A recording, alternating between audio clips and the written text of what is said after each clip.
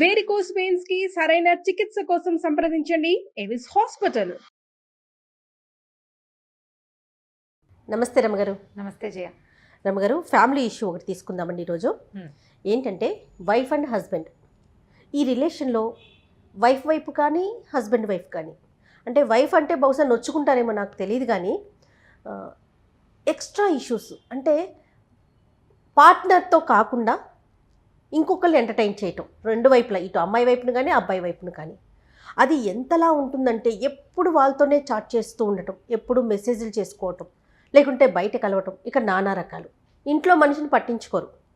మళ్ళీ ఎలాంటి ఒపీనియన్ ఉంటుందంటే తినడానికి, ఉండడానికి, కట్టుకోవడానికి అన్నీ ఇస్తున్నా కదా ఇంకేంటి అనే ఒపీనియన్ ఒకటి చూస్తూ ఉంటాం. పక్కనే ఉండే పార్ట్నర్కి అది ఎంత కష్టంగా తోస్తుంది రమ్మగారు. ఇలాంటి కేసెస్ బహుశా మీరు కూడా హ్యాండిల్ చేస్తున్నట్లున్నారు. అంటే ఇవాళ రేపు అఫైర్సే కాకుండా, అంటే వీళ్ళు ఫిజికల్ థింగ్స్ ఇన్వాల్వ్ అవ్వడము, ఎక్కడికో వెళ్ళిపోవడం, భార్యను వదిలిపెట్టేసి వీళ్ళకి తిండి కూడా చూడకుండా ఏమిటో చేసేసే వ్యవహారం కాకుండా, వైఫ్తో ఉంటూనే ఫోన్లలో సంసారం చేసేసే పద్ధతులు ఒకటి బాగా కనపడుతున్నాయి జయ. అవి చాలా ఎక్కువ ఉన్నాయి. దీంట్లో కోర్టు తీర్పులు అనుకూలంగా ఉండటం అనేది ఒక పాయింట్. ఇప్పుడు కోర్టులు వ్యవహారాలు పక్కన పెడితే, మనం ఇద్దరం ఒక పెళ్లి చేసుకున్నాం, ఒక వడంబడిక అనేది ఉంటుంది. ఏదో మంత్రమని, శాస్త్రమని, సాంప్రదాయబద్ధమైన వివాహం అని చేసుకుంటాం. పెద్దవాళ్ళు చూస్తారు. పెళ్ళిళ్ళలో పంతులు గారు, అయ్యగారు పక్కన కూర్చుని పురోహితుడు మంచి మాటలు చెప్పి నాతి తెరామి నాతి తిరతవ్యా ఇలాంటి వాక్యాలు చెప్పించి పెళ్లి చేస్తారు. అందరి పెళ్ళిళ్ళలో అగ్నిహోత్రాలు ఉండవు. కొన్ని పెళ్ళిళ్ళలో అగ్నిహోత్రం సాక్షిగా చేసుకున్న వాళ్ళు కూడా ఇలాంటి చాలా విన్యాసాలు చేస్తారు. ఇప్పుడు ఒక చిన్న ఒడంబడిక, ఒక ఇచ్చిన మాట నిలబెట్టుకోలేనితనం కదా, జవాబుదారీతనం లేకపోవటం కదా ఇది. పాతకాలంలో కూడా ఇలాంటి ఉండేవి. నేను నీకు చాలాసార్లు చెప్పాను అన్నమాట. అవును.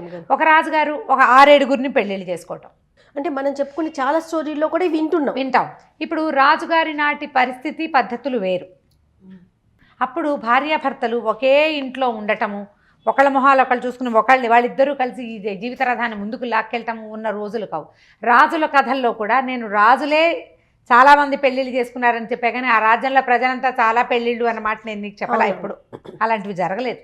ఇప్పుడు రాజులు లేరు, రాజ్యాలు లేవు. ఆ పద్ధతి అసలు కానే కాదు. మనం ఏదో ఒక సిద్ధాంతం ప్రకారం వెళ్తున్నాము.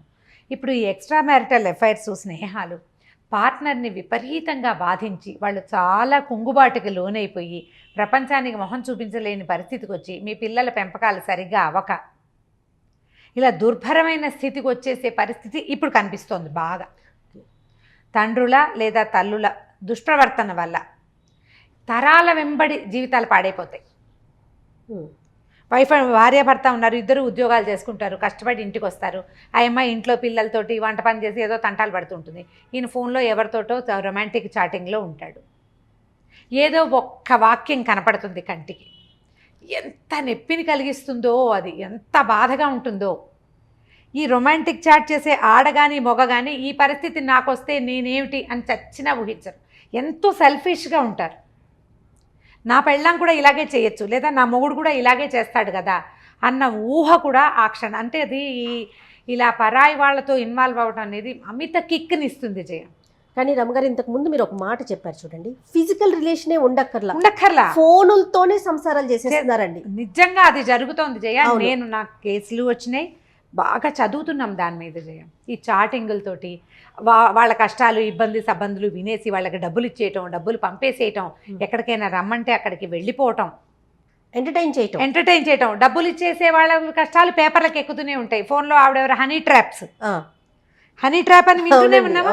వాళ్ళు ఎవరికో ఇస్తారు. ఇప్పుడు నీ పక్కనున్న అమ్మాయి కూడా నిన్ను హనీ ట్రాప్ చేయొచ్చు. అసలు మొగుడు పెళ్ళాలు ఎందుకు హనీ ట్రాప్ చేసుకోరు? నాకు ఎప్పుడు ఇది ఒక డౌట్ ఉంటుంది. భార్య భర్త ఈ ఇంటి వ్యవహారాలు కాకుండా సరదాగా మాట్లాడుకోవడానికి చాటింగ్ చేయొచ్చుగా. రొమాన్స్ని మనం క్రియేట్ చేసుకోవచ్చు కదా. నువ్వెవరో ఆయన ఎవరో తెలియకుండా కాదు, మనం తెలుసు. మనం ఇంట్లో మాట్లాడుకోలేకపోతున్నవి, పిల్లలతో వల్ల మనకు కుదరంది, ఉద్యోగాల వల్ల కుదరని రొమాన్స్ని మనం ఫోన్లలో క్రియేట్ చేసుకోవచ్చు. మనకు అవకాశం ఉంది కదా. నువ్వు ఎవరితోటో చేసి కొంపలు ముంచుకుంటావు, అటు కొంప మునుగుతుంది, ఇటు కొంప మునుగుతుంది. ఈ భార్యలతోటి లేదా భర్తలతోటి సమస్యలు, పిల్లల పెంపకాల్లో ఇబ్బందులు, ఎన్ని ఇబ్బందులు చాలా ఉంటాయి కష్టాలు రమ్మగారు. కదా. ఎందుకు అంటే ఇప్పుడు ఇతరులతోటి ఇన్వాల్వ్ అయితే ఒక థ్రిల్ ఉంటుంది జయ, దొంగతనం భలే థ్రిల్లింగ్గా ఉంటుంది. ఇప్పుడు నువ్వు వేరే అమ్మాయితో చాటింగ్ లో ఉండి నీ పిల్లలకి నువ్వేం చెప్తావు? ఫోన్లు చూడొద్దు, ఫోన్లో మాట్లాడొద్దని వాళ్ళు మనసులో అనుకోరు? నీకు ఏ విధమైన విలువనిస్తారు వాళ్ళు? అవును.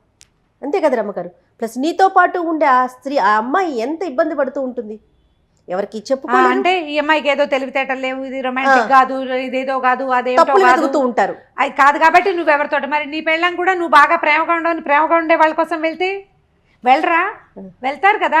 ఏం చేస్తున్నావు మనం? ఈ షాప్లో బాగుండకపోతే ఇంకో షాప్కి వెళ్ళటల్లా, అదే కదా నువ్వు చేసేవు, నువ్వు నేర్పిస్తున్నావు, అదే జరుగుతుంది.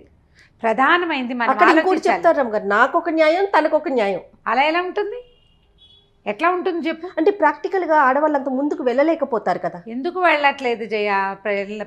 ఆడవాళ్ళు కూడా ముందుకి చక్కగానే వెళ్తున్నారు. ఇప్పుడు చక్కగా వెళ్ళకపోతే నేను ఉద్యోగం చేస్తాను, నువ్వు ఇంట్లో ఉండి ఇల్లు సంసారం చూసుకో అని చెప్తున్నారా మగపిల్లలు? జాబ్ చేసే పిల్ల కావాలి, ఇంట్లో కూపస్థమండుకల్లాగా ఉండే పిల్లొద్దు. ఇద్దరం సంపాదిస్తే వేడి నీళ్ళకి చన్నీళ్ళు. ఏది ఈ చన్నీళ్ళు లేకుండా నువ్వు ఉండు, నువ్వు ఉండవు, నువ్వు ఉండలేవు.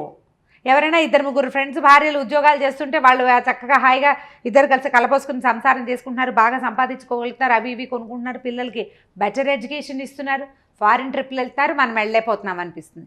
ఇంతకీ దద్దమని చేసుకుని ఇది ఇంట్లో కూర్చుంటుంది, రోజు అన్నం వండుకు తింటాం, గిన్నెలు తోట తప్పిస్తే దీనికి ఏం రాదనిపిస్తుంది.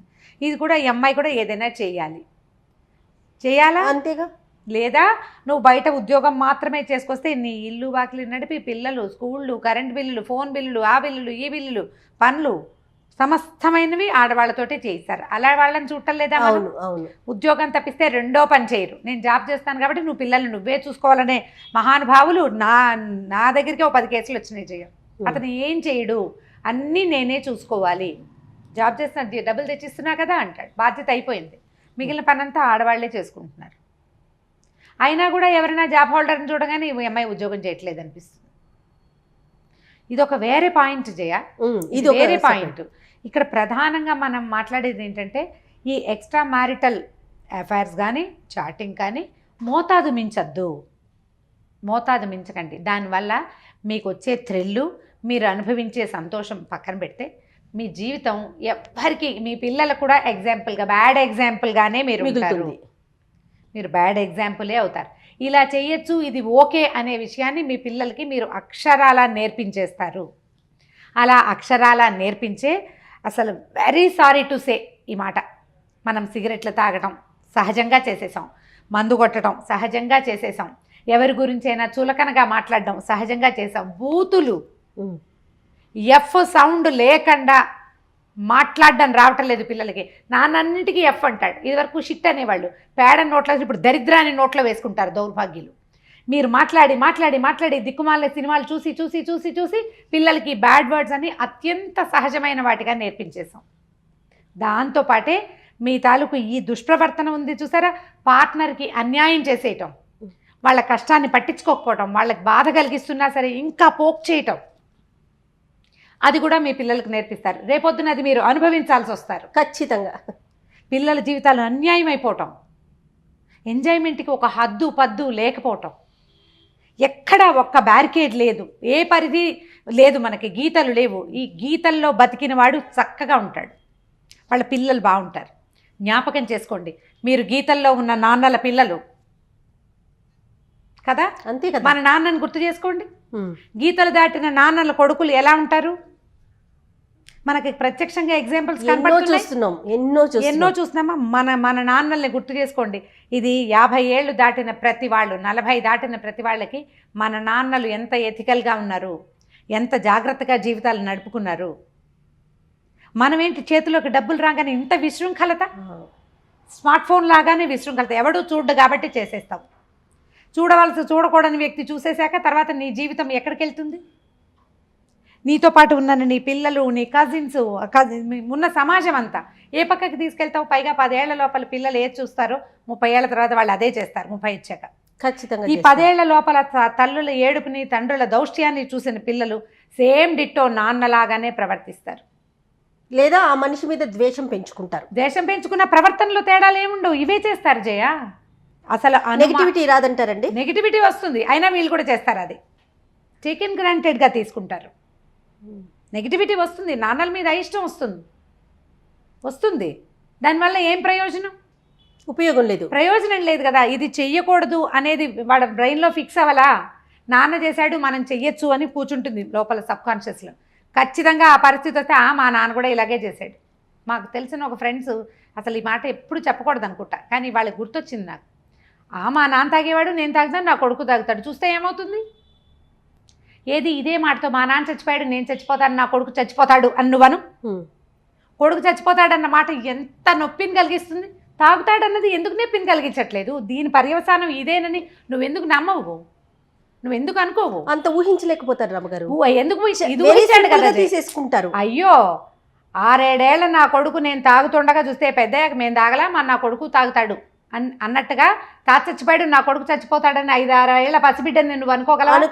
అనగలవా? ఎంత నొప్పిగా ఉంటుంది లోపల. ఏమి ఇది ఎందుకు నొప్పిని కలిగించదు మీకు? ఎందుకు కలిగించదు? ఎందుకు జాగ్రత్త పడం మనం? నీ విశృంఖలత నీ పిల్లాడికి రావాల్సిందే అంటావా? నువ్వు నాశనం చేసుకునే జీవితం అదే కావాలా?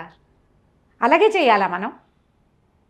ఆడైనా మొగైనా జయ, నేను మగవాళ్ళ పేర్లు చెప్తున్నాను ఇక్కడ, ఆడవాళ్ళు కూడా అంతే. కానీ పిల్లల దాకా ఆలోచించలేకపోతారేమో అనుకుంటాను రమ్మగారు. అయ్యో వాళ్ళ సుఖం, వాళ్ళ ఎంజాయ్మెంట్, ఈ క్షణానికి నేను ఇంకొకరితో చాట్ చేస్తున్నాను, నేను సంతోషంగా ఉన్నానా, అంతే చాలు. చూసింది నన్ను ఏం చేయగలుగుతుంది అనే ఒక ఆలోచన కూడా చాలా మందిలో కనిపిస్తుంది రమ్మగారు. పర్యవసానాలు ఎలా ఉంటాయో తెలియదు జయ.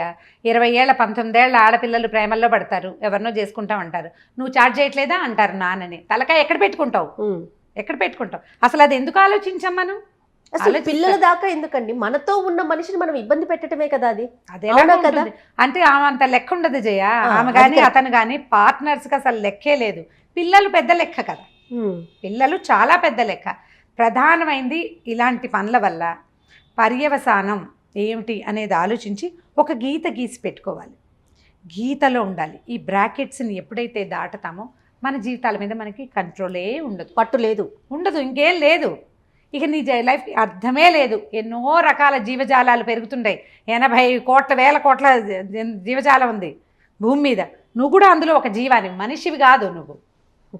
అంతే కదా? అంతే రమ్మగారు. దీనికి ఏం విలువ లేదు కదా జయ.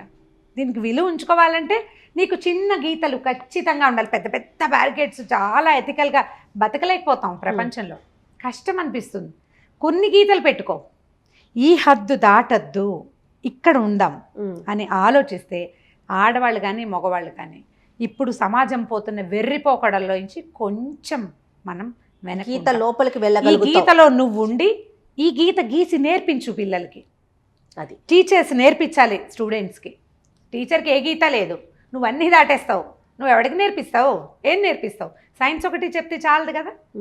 సైన్స్ మ్యాథ్స్ సరిపోతాయా? ఎథిక్స్ నేర్పించద్దా? అది టీచర్స్ నేర్పించాలి, పేరెంట్స్ నేర్పించాలి. వీళ్ళిద్దరూ హద్దులు దాటడం వల్లే ఇప్పుడు సమాజం ఇంత పాడవుతోంది. ఇన్ని ఇబ్బందులు ఎదుర్కొంటున్నాం. పసిబిడ్డల్ని వదలటానికి కూడా ప్రాణభయంతో చచ్చిపోయే రోజు ఎందుకు వచ్చిందంటే ఎథిక్స్ లేవు, లిమిట్స్లో ఉండటం. కేవలం మార్కులు ర్యాంకుల వైపు పరుగులు పెట్టడం తల్లిదండ్రులుగా చేస్తున్న తప్పు. అంతే. ఏదో సంపాదించేసుకుంటున్నాం, వాళ్ళని చూసి వీళ్ళని చూసి పోటీ పడటం. మన పక్కింటోళ్ళు ఈ విధంగా ఉన్నారు, ఎదురింటోళ్ళు ఈ విధంగా ఉన్నారు, మనం కూడా డబ్బు సంపాదన అదే ధ్యేయంగా వెళ్ళిపోయి. అయ్యో ఇదే కాదు, ఇప్పుడు వాడెవడో ఎంజాయ్ చేస్తున్నాడు, నేను చేయట్లేదు, నువ్వు కొత్త వాళ్ళతో ఫ్రెండ్షిప్లు మొదలు పెడుతున్నారు కదా, అది కూడా పోటీయే. ఇంకా ఒకటి రమ్మగారు ఏంటంటే, నేను చిన్నప్పుడు ఎంజాయ్ చేయలేకపోయా, నేను అనుభవించలేకపోయా, నా పిల్లలైనా అనుభవించాలి కదా. ఇలాంటివన్నీ పెట్టుకోవడంతో వాళ్ళకంటే ఏది నేర్పించాలో మీరు అన్నారు చూసారా, ఒక గీత అనేది అసలు అలాంటిది ఉంటుంది అనే ఆలోచనలో కూడా ఉండట్లేదు. మనమంతా మొట్టమొదటిగా నేనేమిటి, నాకు ఏ గీత కావాలి అనేది ప్రతి వాడు ఆలోచించుకోవాలి. ఇది నేను ఎదుర్కోవాల్సి వస్తే నా రెండో మనిషి నుంచి అనేది ఆలోచిస్తే ఆగిపోతుంది. తప్పకుండా ఇక్కడ ఆపాలి. ఎక్కడ ఆపాలో ఆ ఒక చుక్క పెట్టుకోండి. ఇది ఎవరికి వారు నిర్ణయించుకోవాల్సిన విషయం. అంతే. థ్యాంక్ యూ రమ్మ గారు. నమస్తే. నమస్తే జయ.